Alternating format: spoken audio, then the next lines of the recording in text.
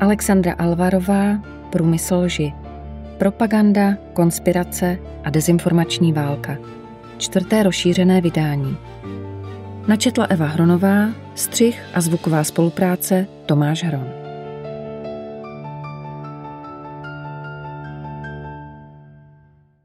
Není důležité, jak to je, ale jak to vypadá. První zákon spinu.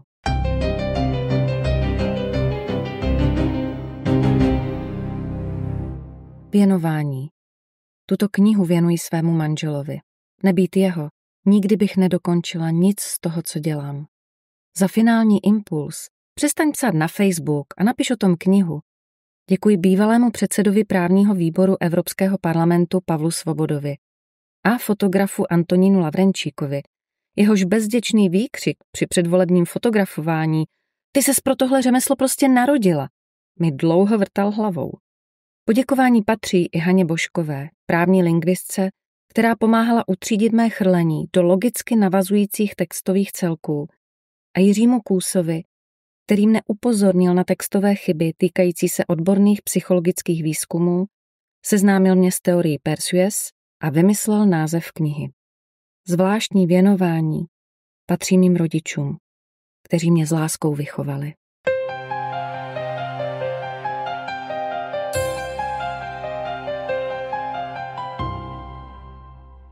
Předmluva.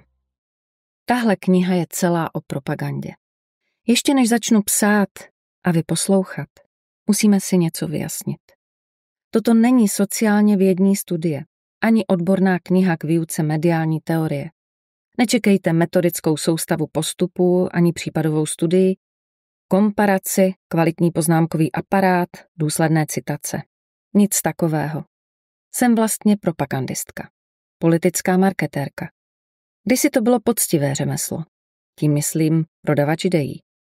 Vy všichni jste nějak zranitelní tím, co umím. Když knihu napíšu odborně a vyplním ji kvalitní, sociálně vědní a mediální teorií, nedoposloucháte ji do konce. A já chci, abyste ji doposlouchali. Mám k tomu osobní důvody. Mám strach, že moje země ztratí svobodu a demokracii dřív, nežli si uvědomí, že byla napadena. Cítím bolest, že nedokážu vysvětlit lidem, které mám ráda, že se jich hlav a srdcí zmocnil stejný duch nenávisti, jaký způsobil 2. světovou válku. Vidím absurdní chování poklidných sousedů na vesnici, odkud pocházejí moji rodiče. Jejich touha vyhnat Mahometány mi na malé výšce, kde je a příštích 50 let bude jediným cizincem Vietnamec z místní večerky, připadá stejná jako strach německých žen ze spiknutí světového židovstva v roce 1935. Odpovídají tomu výsledky sněmovních voleb, ve kterých získali populisté a extrémisté přes polovinu poslaneckých křesel.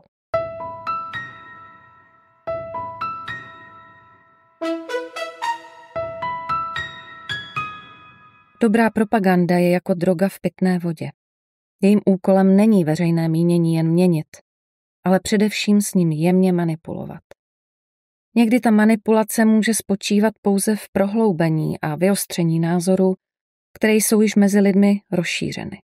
A stačí je jen zesílit, dát jim ostřejší tvar a silnější hlas.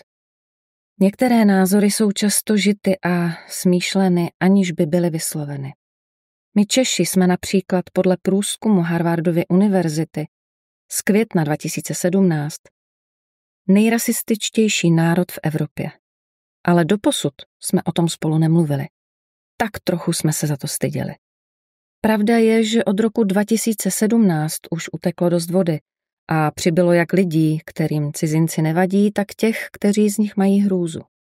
Propagandou může být i to, že se některá morální tabu vysloví nahlas a někdo je etabluje v ústech politiků a veřejně známých lidí, posune je spřítný sklepa, ve kterém se tísní věci, které jsou fuj, a výsluní mezi názory přijatelně většinové, prominentní.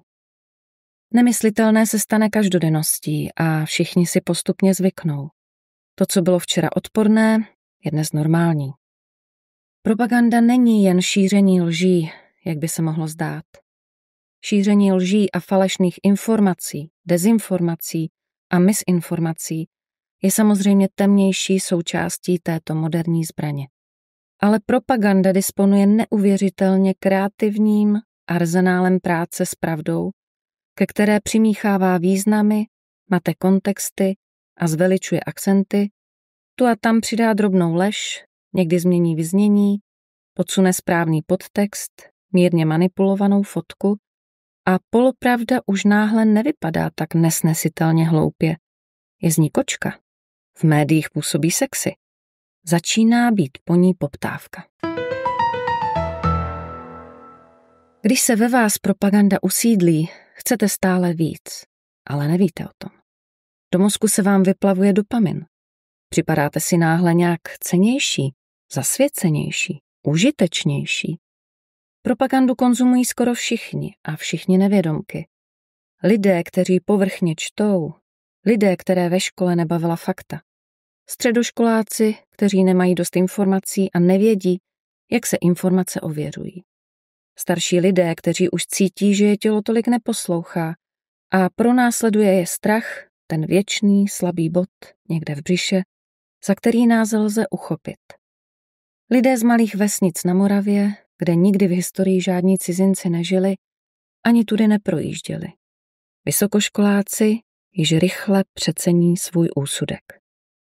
Propagandu konzumují stejně intenzivně i ti, kteří vysoce hodnotí své vzdělání a myslí si, já mám přece 2 vysoké školy, já bych se nikdy nenechal oblbnout. Konzumují matky s dětmi, nezaměstnaní tátové od rodin, manželé z obcí pod 5000 obyvatel, kde zrušili školu i knihovnu, nechali spadnout kostel, zkrachovat hospodu a vzdali se poloviny spojů do nejbližšího většího města. Ženské, které zklamal život a v 50 nemohou nalézt žádnou naději. Každý z nás má slabé místo a patří do nějaké cílové skupiny. Občas i já spolknu návnadu a uvěřím něčemu, co je manipulace, nepravda. Je totiž velmi těžké rozpoznat, které informace na internetu jsou pravdivé, seriózní, ověřené a s jakým úmyslem byly napsány. A to se propagandou zabývám už velmi dlouho. Není většího omylu, než předpokládat, že propaganda je určena jen hlupákům. Nebuďme na svůj intelekt příliš pyšní. V této knize si ukážeme, jak malou roli hraje náš rozum v budování názorů na základě internetových informací. Všichni máme slabé místo. Skrze nějž je možné nás hluboce zasáhnout a ovlivnit. Propagandisté tato slabá místa znají a mluví jazykem, který vyvolává pudový hromadný souhlas, stotožnění s kmenem. Propaganda zasáhla naše životy tak silně proto, že se sešly 4 faktory ve stejný čas. Prvním předpokladem byly peníze, jako u všeho, že? Budeme zde mluvit hlavně o propagandě ruské, i když se na naše území tlačí i jiné státy. Už můžeme vidět propagandu propalestinskou, kterou platí Irán, propagandu izraelskou, propagandu americkou, kterou financují extremističtí miliardáři, propagandu fosilní, určenou k propagaci spotřeby ropy a uhlí a popírání změny klimatu. Je toho hodně, ale protože spadáme do geopolitického hledáčku Ruska jako nikdy předtím, většina informačních operací ze zahraničí je u nás ruského původu. Putin do propagandistické války investoval největší finanční prostředky v historii masového ovlivňování. Jen jeho televize a kanál Russia Today stojí stovky milionů dolarů ročně. A to nepočítám výdaje na blogery, influencery a takzvaná nová média. Druhou šťastnou náhodou v této tiché válce bylo zlidovění internetu a sociálních sítí, kde se, jak mnoho lidí dosud věří, rodí informace samovolně a zadarmo. Třetím faktorem bylo dosud nejpropracovanější a velmi invenční využití vědy, konkrétně sociální a masové psychologie. Opravdu musím přiznat, z mého hlediska dobrá práce. Vlastně smekám. A 4. okolností byla naše naprostá nepřipravenost, ukolébávající lenost takzvané mírové dividendy, už nemusíme zbrojit, Rusové jsou už hodní, Tak za ty peníze postavíme třeba silnice a dáme si 20. Zmizela svobodná Evropa. Hlas Ameriky. Volá Londýn. Všechny ty stanice, které jsme znali z dob studené války a kterým jsme my ve východním bloku důvěřovali, protože byli z druhé strany a drželi vysoký profesní standard novinářské práce. Bez tak na nás komunismus zanechal následky. Dodnes věříme, že Američané jsou národ zlých, tlustých imperialistů, Rusové jsou naši dobráčtí slovanští bratři, kteří nám rozumějí, a my Češi jsme všichni slovanského původu, i když je to celé úplně jinak, jak dokazují aktuální genetické testy DNA, zkoumající příbuznost populací v Evropě. Zkrátka virtuální realita se neustálým opakováním mění na zažitá fakta, aniž si všimnete. Stačí dlouho opakovat reklamní slogany o hlasu slovanské krve a bratrské křesťanské kultuře a najednou je ze sloganu faktum.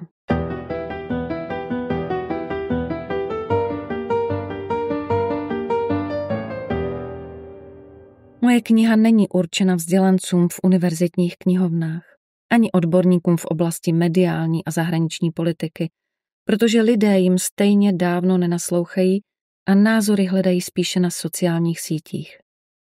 Odvykli jsme si přikládat váhu mínění vzdělanců a odborníků. Jejich prostor v médiích je devalvován na pouhé vršení protichůdných dobrozdání. 5 minut Židé, 5 minut Hitler, ať jsme objektivní.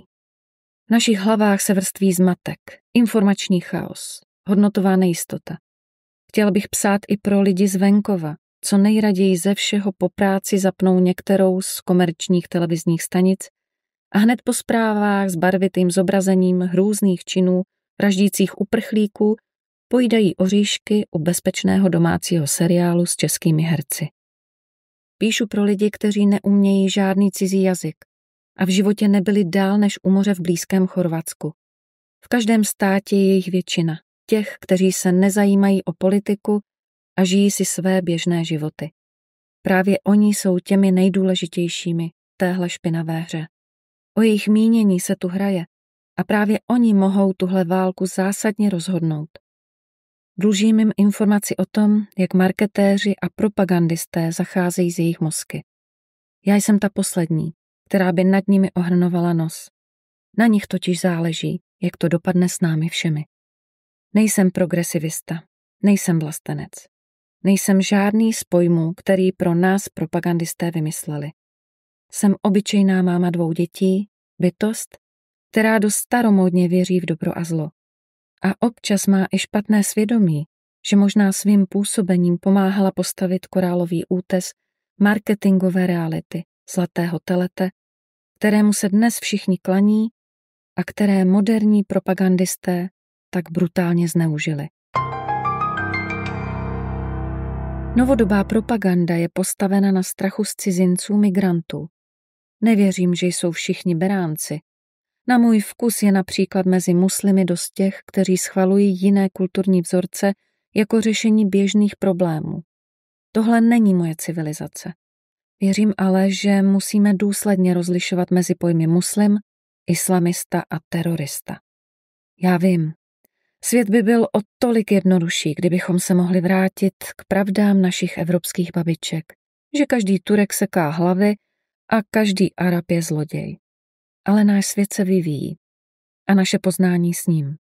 Komplikovaná pravda bývá dost často nesrozumitelná. Mír v Evropě zmizí jediným špatným rozhodnutím u volební urny. To nás Evropany naučil už Hitler. A propaganda je především směrována k ovlivňování volebních rozhodnutí. V České republice je již léta velmi úspěšná propaganda protievropská. Dopadla na úrodnou půdu českého strachu z cizího, cizím jazykem mluveného. Ostatně všichni v Evropě nazývají Němce slovem Germáni. Jen my, Češi a Poláci, jim říkáme Němci. Od slova němý. Jejich jazyku nerozumíme. Je to jako kdyby hůhlal němý. Tak velký odpor to kdysi dávno byl. Cizák rovná se nebezpečí. To jsou kmenové pudy. Ano, Evropská unie je zatuhlý byrokratický právní spolek, který nám ovšem přináší mnoho dobrého. když nepočítá miliardy na vybudování a rekonstrukce silnic, podniků, památek, budov, realizaci podnikatelských programů, pořád je tu ještě vyšší kultura pojetí práva. Ne, nedělám si legraci, opravdu je pro nás evropské právo zlepšením a inspirací a ne naopak, stačí jen trochu číst. Evropská unie dává našim dětem možnost studovat na nejlepších školách v zahraničí, učit se cizí jazyky, cestovat. Našemu průmyslu pomáhá Unie vyvážet a dovážet zboží, a to přesto, že nechceme euro a čeští obchodníci a české továrny si kvůli tomu započítávají ztráty. Tatáž Unie také tu a tam vyprodukuje úplně zbytečnou volovinu. Ale co my Češi? Počínáme si trochu jako blázni. Vyskakujeme z lodi jen proto, že v lodní kuchyni občas rozvaří špagety? Normální člověk by si šel anglicky stěžovat šéfkuchaři. Průměrný Čech stále ještě anglicky neumí a učit se nechce. Raději si navlíkne záchrannou vestu a háže nohy přes zábradlí. Víčka přidělená na láhve, fuj. Ani si přitom nevšimne, že ten jediný záchranný člun dole je smradlavá ruská džunka, do které teče a kde už sedí parta pobertů, co volá nahoru: vezměte si peněženku, bude se vám hodit. Sociální sítě a e-maily jsou dnes zamořeny propagandou víc, než si umí kdokoliv z nás představit. Jak bylo řečeno, ne každá manipulace a lež, na kterou na internetu narazíte, pochází z Ruska. Nové metody, pokud fungují, jsou jako mor, rychle se šíří. Dnes už má k dispozici dobře promazaný propagandistický stroj i Čína, islamisté na Blízkém východě, čeští oligarchové, prostě kdekdo. Tak dlouho se metody spinu, public relations, propagandy užívaly v masovém měřítku pro volební účely a že stratégové propagandy tiše dotáhly k dokonalosti a začaly je používat jako zbraň. Americké firmy na výplach mozku voličů zde sice byly dávno před ruskou hybridní válkou, ale jejich cíle byly komerční, nikoli vojenské. Stále se zdokonalujícími metodami tohoto tichého válčení o veřejné mínění se postupně ustálilo nevyslovené pravidlo. Pitomý volič, užitečný volič. Znáte ten kreslený vtip? Na obrázku je namalováno 5 stádií vývoje člověka od Homo erectus až po Homo sapiens. A ten poslední, počítačový inženýr, říká svému předchůdci: vrať se zpátky, všechno jsme podělali. Tahle skepse je dneska všude.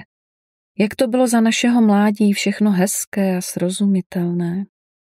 Ani já nejsem imunní vůči nostalgické vzpomínce na svět, kterému jsem donedávna rozuměla.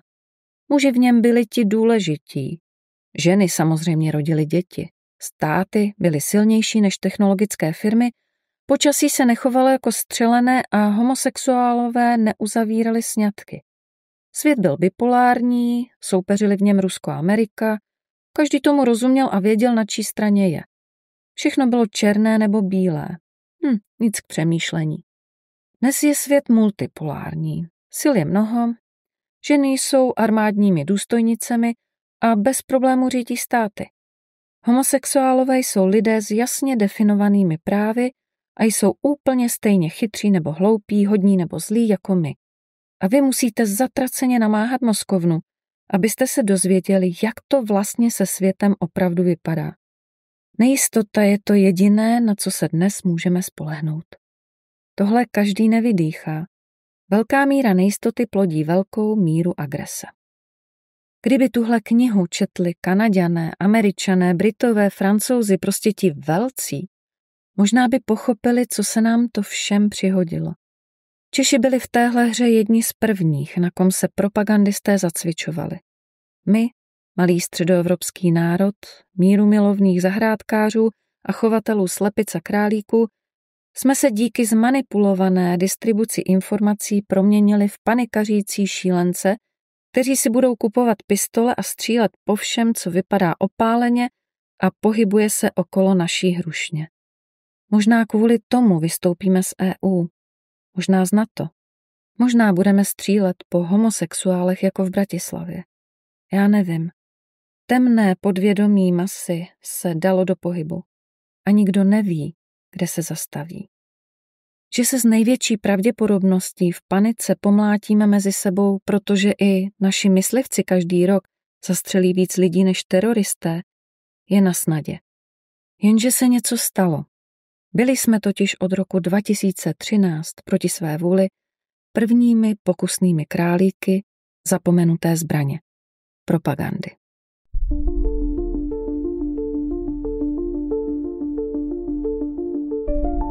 To je pro dnešek vše. Další kapitolu z knihy Průmysl lži od Alexandry Alvarové najdete na mém kanále již zítra. Určitě nezapomeňte můj kanál odebírat, aby vám další kapitoly neunikly. A pokud byste si již teď chtěli přečíst celou knihu a zároveň tak podpořit její autorku, odkaz na její zakoupení v tištěné i elektronické podobě najdete v popisu tohoto videa. Naslyšenou zítra.